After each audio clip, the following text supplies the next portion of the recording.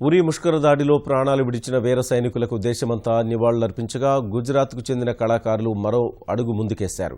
అమరులైన సైనికు కుటుంబాలకు అండగా నిలిచేందుకు సూరత్లో ప్రత్యేక కార్యక్రమం ఏర్పాటు చేశారు.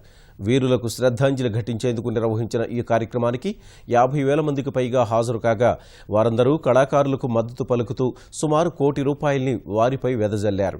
మరికొందరు విరాళాల రూపంలో ఇచ్చారు. ఈ కార్యక్రమం ద్వారా మొత్తం ₹2 కోట్ల వరకు నగదు పోగైందని చెప్పిన నిర్వాహకులు అమరుల కుటుంబ సభ్యులకు అందించనున్నట్లు తెలిపారు.